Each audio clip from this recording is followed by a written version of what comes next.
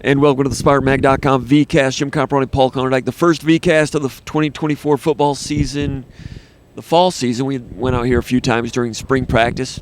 Day one, practice started today. Michigan State, we were out there, watched the opening, 30 minutes or so. Jonathan Smith spoke today. Cal Halliday spoke today. Maverick Hansen, Montori Foster. Three key veteran players who were not in Indianapolis last week for Big Ten Media Days.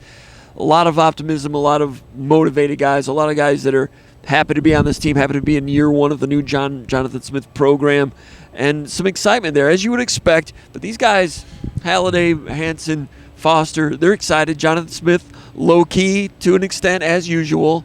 But those players, they're excited, Paul. Yeah, Foster's a guy that's interesting because we've talked about all offseason, even last year, like who's going to be the go-to guy at receiver. He's been the consistent guy. Obviously led the team in receptions and receiving yards last year, but he's a guy that you kind of wonder if can he take the top off. And people keep on talking within the program about what a great offseason he's had. He was good in the spring. He's feeling really good about it. He's feeling really good about his role in the offense. And a lot of like what he can do is predicated on can you run the football, and so there's a lot of different moving parts. But I know he's excited to play in this offense. A lot of the guys that play in the offense are excited to play in it because of what they see as a more explosive, concepts and whatnot. And the defensive guys, Maverick Hansen, obviously he wants to finish up his 7 or 8 year, or 9 year, or 10 year career, however long he's been here on a positive note. And him and Cal Halliday both are loyal as you can get, and they want to finish their careers the right way, and I commend them for that because that's not the norm in college football right now. Well, and Halliday's always been kind of a low-key, soft-spoken guy, and he still is to an extent, but there was just a little more vigor behind it today. Would you agree with that? Well, we saw it in the spring where he's just happy to be. I mean, he's happy not to be in the old program. Let's just put it that way. I think Cal Halliday's a guy that did not fit in that program because it's not about who he was. He's the guy that's not in the video game because he forgot to turn the paperwork in for it. He just wants to play football. Because it didn't mean a whole lot to him. It didn't mean as much to him. He He wants to, he's all about loyalty. He's about hard work. And, if he has a season, even an average season, for Leva is one of the top 5 tacklers in Michigan State history. But he wants to finish the right way. But I can never considered the portal. No, but I can see Cal Halliday being like he's comfortable because he's done with his chemistry degree. That's part of it. The other part is he likes the scheme. He likes how he feels playing 10 pounds lighter than he did last year, and he's excited to be in a group of linebackers, to be a leader in this group of linebackers, which is actually the strength of the defense. And I think it's a linebacker-friendly defense. Yeah, a lot of know-it-alls criticized him last year. Now he says that he played a little heavier than he wanted to be. He put on weight around 240 last year because he wanted to be more durable because he'd gotten in situations before where he had to play 80 and 90 snaps in a game, wanted to add some more durability to go through the season with, more physical protection. And he said it was probably, he admitted today, he insinuated maybe a little too much weight. Insinuated wasn't as quick as he'd like to be. He's quicker now at 230. So the Cal Halliday you saw last year, it's going to be a quicker version of him, firstly. Secondly, in this scheme, because there's more one gap, quicker reads, he might look more different. He might look different because of that as well. I'm not saying he's going to be Brad Van Pelt, but I wouldn't be surprised if Cal Halliday has a real good, crisp senior year. Secondly, he has more depth around him, and he's excited about that he doesn't have to be out there for 90 snaps. He's excited that there are first and second string guys that can go in and share some of those snaps and some of that wear and tear. Throw all that together, and I think Halliday, he's going to have a nice season. Yeah, and I've been disagreed with some of the people that are criticized Cal Halliday. Some of it is scheme related. We've talked about that, and we talk about him playing at heavier weight. That wasn't him going out and deciding, hey, I'm going to play at a heavier weight. That he agreed to it, but that's something that they thought he needed to do. And we'll see what Cal Halliday looks like. But he strikes me right now as a guy that's in a good spot, a good frame of mind, and he's happy to be out here and he enjoys football. Football is who he is, and he's going to be a big part of this defense. Montori Foster, 40-plus catches last year, led the team in catching and receptions and so forth. He's had his breakthrough season to an extent. Now can he take another step? You look back, Michigan State went 4-8 last year. One of the wins was against Indiana, I think. He had a couple of really great catches in that game, one-handed catch along the sideline. And, Jonathan Smith last week in Indianapolis, when asked about some of the players, he said he mentioned Montorie Foster, kind of raised his eyebrows and said, this guy can play pretty much. So Foster's been pretty good. Can he take it up another level with a quarterback and a passing offense that's going to be a little more diversified in some ways in terms of getting you off balance this way and hitting you back that way? A quarterback that can light it up better than what they had last year. Does that all add up to Montorie Foster being more dynamic this year? I think it possibly could. It should, because he's playing with 3 different quarterbacks, 3 different ways of throwing the football, and some of those quarterbacks were limited. You look in like the number of throws that Katon Hauser could make, or Noah Kim. I just think that playing with a guy that can get out and create, and Montorie, I think, as an older receiver, is going to benefit from that on some of those scramble type drills. I think it depends. Some of it depends on how much chemistry that he developed with Aiden Childs. And when you hear the positive, vibes about Montorie Foster, I think that's a lot of it. Like having a whole summer to work with Aiden Childs, that's where you develop those kind of scramble rules kind of feels and vibes. And I think having consistency in offense, consistency in play calling, having, just consistency overall is going to help him. I'll be interested to see if there's a speed guy, wide receiver. The old cliche these days is, someone that can take a top off the defense. At Oregon State, they really utilize that a lot. Someone that can take a top off and then hit you underneath. It's like they create a vacuum and go and then attack within the vacuum. They might, dash out, sprint out this way, a late leak on the backside. They make you defend the entire width of the field, and some of it's like late if you have good pass protection. It remains to be seen what happens there. But Foster, can he be that speed guy? I don't know. Jonathan Smith, he's a good receiver. We've seen that. Jonathan Smith talked about today's practice. It's just day one. He mentioned Jerron Glover had a good day today. He said Brendan Parachek made a couple of nice catches. Yeah. So, and when he was talking about Jerron Glover, he didn't. Courtney Hawkins has said that Jerron Glover's got some top end speed. We've heard that in the past. I think Foster's probably a little bit faster, but he talked about Jerron Glover, and he also talked about Nick Marsh. So those are 2 guys that he felt like had good summers. Sorry to cut you off there, but Smith did talk a little bit about how those 2 guys had good summers, and that's good to hear, because I don't think at this point that Smith is trying to be, trying to be guard against being over complimentary. He's frugal about which players he names. For whatever reason, and which I can as he should. Well, as we get into camp, I'd like a little more as a media member, and the readers would like it. But I understand why the most important thing is the most important thing, which is getting the team together. And I would like to know who's playing really well, as opposed to hearing stuff like Tunmisi Adelaide is a guy that can control the C gap when you've never even watched film of him controlling the C gap. So I will take frugality now. But I hope as we get into the assistant coaches, we start talking to them, and then when the pads come on after Saturday, I think. I'd be disappointed if we didn't get more details than this guy's playing well, and I think we'll be able to mine some information out as they get through spring practice. Now, fall practice, we were at practice today. One guy that I kind of noticed, they're not in pads yet, but it was nice to see Alex Van Zumeren back on the field. Last year he missed the spring, he missed last year, sustained a practice during fall camp. Prior to that, in 2022, he played the first 4 games in September as a true freshman at defensive tackle, which is not easy. Was on the field, functioned. It's not like he was a dominant player, but he didn't get dominated. He was a teenager out there, a rookie, functioned, and then shut it down after 4 games to preserve the red shirt, and we haven't seen him since. But he's around. When we've been over here for tours and so forth, he's around. I've mentioned that before in the podcast. He's a program guy. Now he's put on a little bit more man strength. He's up into, I think he's 20 years old now or so. And we've been hearing good things about him in the weight room, that he's one of the stronger guys, which is good to hear because he always had real good quickness with his wheels at the T-shirt camps when he's coming up as a 4-star recruit. Now that strength is starting to come around for him. So I'm curious to see what it's going to look like to see him in pads. We haven't seen him in pads since the fall of 2022. Jonathan Smith hadn't seen him at all. Couldn't work with him in the spring. Couldn't work with Parachek either, coming off of injuries. Armorion Smith is a guy that was coming off an injury, didn't get on the field this spring. I asked him about those 3 guys, guys that are Michigan State guys that Jonathan Smith inherited, but he hadn't seen play yet. Not new freshmen, they're not portal guys, they're Michigan State guys that he hadn't seen yet. And he had, so I threw a softball out there and you get a complimentary answer, of course. But he mentioned Armorion Smith is a good story, and he is. His mother's battling a serious illness. A lot of Michigan State people have rallied around that. He had a fundraiser in Livonia last week. Armorion Smith was out there at safety. Don't forget about him in the playing group. He's a guy that was in the playing group last year. season-ending injury, but it was kind of an impact guy at Cincinnati prior to that.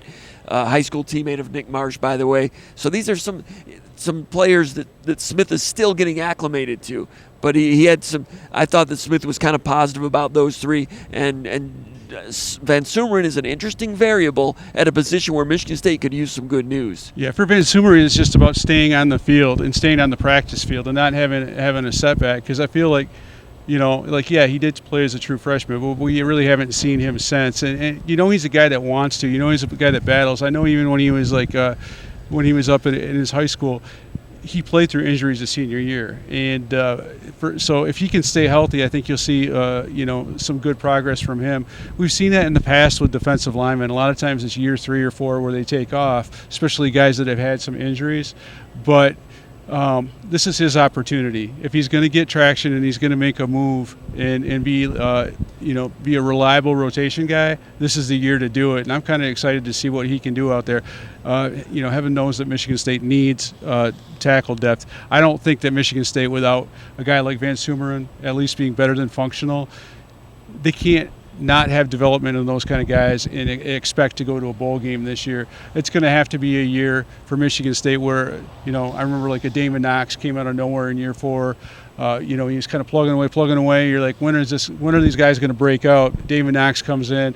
Mark Scarpinato, a guy that only played a few years at Michigan State before kind of walking away from football, he was suddenly functional. You need guys in that 300-pound range that can be functional and reliable for your defense to work. And it's going to take guys like Comparoni Smith in the defensive backfield, taking what we saw last year, and he played pretty well until his injury, and taking it up a notch. It's going to take guys like Van Sumeren to come and do something that we don't necessarily expect, that where it's not just wishful thinking, it's production on the field. And there's going to have to be a lot of those kind of guys out there. And if you're a player development program like Jonathan Smith wants this program to be, you see those kind of developments. I think as a Michigan State fan right now, you've seen 4 years of not, or the last three years of not seeing player development. You've seen players overhyped, you've seen those guys leave, and you've seen supposedly being recruited over those guys. There hasn't been a whole lot of development. Now is the time for development, and we'll see if that model works. But I think there's a cautious wait and see deal with Michigan State fans because they haven't seen a lot of development. They haven't seen what takes place in a winning football program. In order for Michigan State to be a surprise, they need some of these players to be surprises individually. Van Sumeren at the defensive tackle position. Maverick Hansen is back, solid, proven player. Daquan Dowse came in, had a pretty good spring, added 18 pounds. Could be a starter there, defensive tackle. Van Sumeren's in the picture. They went into the portal and got some other ones. Jalen Satchel, Maverick Hansen was complimentary of him, guy coming in from Old Dominion. Buckley coming in from Nebraska, kind of a depth piece. I might be forgetting one, but they need 3 or 4 in there. They had to revamp things since Harmon and Barrow left. But Hansen's a good leader. Van Sumeren would be a plus if he can show some things. It's an important fall camp for Van Sumeren and a lot of people at that defensive tackle position. One thing before we sign off, give us a like here on the channel. Subscribe to the channel. Go to SpartanMag.com. $1. You get coverage throughout the month, throughout fall camp. Coverage analysis, SpartanMag.com, talking about football all the time at the Underground Bunker message board. $1. We'd love to have you subscribe at SpartanMag.com. One thing that Jonathan Smith talked about that some of the players mentioned today or reflected today, I remember going to see Jonathan Smith at the State of Michigan High School Coaches Convention shortly after Smith was hired. And, he put up like a couple of faces on the screen, all the coaches, and he said, we'd put a guy, it was Dylan Tatum, just his face, and we put him up there, and he says, we challenge our players, who could tell me what his name is, where's he from, what do you know about him as a person? Jonathan Smith is big about making everybody in the room know as much as possible about everybody in the program, and you knew that was something, among other things, that Jonathan Smith wanted to get instilled. But when you hear Cal Halliday and Montori Foster and these guys come in and they talk about how the culture is better, is a word that they used, and doing more things together. That's reflective of the things that Jonathan Smith said back in January at the high school coaches convention. It's not going to happen overnight, but Smith said that he will quiz people. Like, it'll be a team meeting, and he'll say, Konyndyk, what do you know about? Here's a picture. Who is that? Tell me who that is. What do you know about him? So people, players don't want to be wrong in front of their coaches. They want to do whatever is emphasized. But that's an interesting emphasis I've never heard before, and it's not 100% saturated yet. But today I took away that some of that is starting to gain some traction on that for whatever it's worth. Yeah, one of the things that Montori Foster said that I thought was interesting is he felt like a lot of the team building stuff in the spring, that was stuff that was kind of pushed onto the groups, where it was emphasized and whether it's eating at a coach's house with his family or doing a team activity. But he said right now that these guys are doing more of those type of things on their own without being pushed in that direction. And I think that was kind of a subtle thing that came out today. But you can see like some of those culture things, kind of getting some traction along those same lines. Cal Halliday was talking about getting to know people beyond his position group, exactly. And those are two things. Like whether it's you as a player organizing something with the young guys, or you as a veteran player like Cal Halliday, getting to know a young wide receiver from a different part of the country. Those are all things that maybe don't seem to mean a whole lot on paper, but if you're going to overachieve, you can't do that without having great team chemistry, and you can't have great team chemistry without making a conscious effort to work at it, and then also maybe having an unconscious carryover from that conscious effort. Sure, and we've heard some coaches talk about the importance of that, but putting it into action, that's an interesting one. Like going all the way back to the Perlis days, Perlis, like the night before they left on flights, or maybe 2 days before they left on flights, would spend a lot of time deciding who was going to sit next to whom on the flight, and he chose which players were rooming with each players. I don't know if that's a Chuck Noll thing or whatever, going back to the Steelers, but some coaches are big on that. And this program, this team, they need to take a lot of steps in a lot of areas, and that's one that's been emphasized. And you're starting to, it's a real thing. Whether that has an impact on the team remains to be seen. But it's a different program, it's a different culture, and those building blocks are being put in place. It's going to take a while, but they're being put in place. Yeah, I think a lot of people talk about culture, and sometimes it's a lip service. But you go back to 2017, D'Antonio coming off that 2016 year. 1 year after going to the playoffs, they made a conscious effort to rechange locker assignments, put guys, different age groups, different position groups, wide receiver next to defensive tackle. And, it sounds weird, but, players really like that. And I think sometimes when you've got a young player that's kind of fighting to find his way around campus, fighting to find some traction, doubting themselves because for the first time they're not the best player in their team. Right. To have other guys beyond their position group, befriend them, kind of take them under their wing, share personal experiences with them. I think that there's a value to that. At practice today, did you notice anything from any particular players? I'll go first. I just happen to notice because I'm shooting videos, so it's kind of hard to focus on what you're seeing. You're kind of focused on getting the screen right. Then I'll go back and I'll go back and watch the video later and maybe come with some ideas. But there are some observations, but they're not in pads. So you're just looking at frames. And some of these guys are new players. Van Sumeren, I don't know if it was subconscious or what, but I wanted to see what he looked like because we've been hearing that he's doing well in the weight room. And I did notice him because he looks like he's in pads when he's not in pads. And just, some of the lock-up, disengage drills that they were doing, he was getting a lot of compliments out there. So I think for a guy we've not seen play in 22 months, I think he's got to be pretty excited about things. We've not talked to him in a long time either. But he's a guy that I noticed on the field today. Did you anyone catch your eye? I'll just say one position group that caught my eye because I was watching them a lot was the offensive line, and it wasn't just one guy, but it was a sense of urgency, from Coach Mahalchuk. It was, a lot of details. He stressed a lot of times when he was getting on guys about their second step, not their first step, and tightening up those little tiny things, details, hand placement. And he's pretty tough on guys. I mean, as most offensive line coaches are, but he also loves them up quite a bit when they go back for a second rep and they do it right. And so I think the sense of urgency on the offensive line, I think that's a big deal. But it's not just about finding the best five guys. It's about the details, the little footwork, hand placement, and the physicality. And I thought it was refreshing to see someone like if they weren't strong enough with their hands. And they weren't, maybe they're just a walk-on, but they're not strong enough with their hands. That's getting called out. That's not how we do it at Michigan State. And I think that's something that at times was missing. in the past, and I think it's something that needs to be reinforced. I mean, if you want to be a physical run game, a physical run team, you have to be strong with your hands and do things the right way, regardless of whether you're a starter or whether you're a brand new walk-on. Yeah, they're not trying to skip any steps here. And offensive line's going to take a while. I mean, they've got some pieces, but not enough. The ones that they have, they're going to work on and get it and whittle it down as much as they can and get it polished up. But it's going to take some time. But I think they've got a really good offensive line coach overseeing that program. Might not see it be great this year, but over the course of time it will be. But they will be as good as they can be. Luke Newman had his first practice today here as a Michigan State Spartan, transferred in from Holy Cross. He was a really good left tackle at Holy Cross. I've mentioned this before that I watched every snap of his against Boston College against an FBS opponent, and I thought he was excellent at tackle. It wouldn't surprise me if he emerges as the best tackle in the program, although I think there's a chance that Brandon Baldwin could take a step as well. But Newman, they were beginning at right guard, is what I was told a few weeks ago, and Smith acknowledged that today, but also said that he got reps at the center position, which surprised me a little bit. I know Tanner Miller is the guy there, but behind him, Terpstra, the walk-on, I think he's got a solid future as a walk-on. We saw Fincher last year play some center. Maybe they think they need more at that position.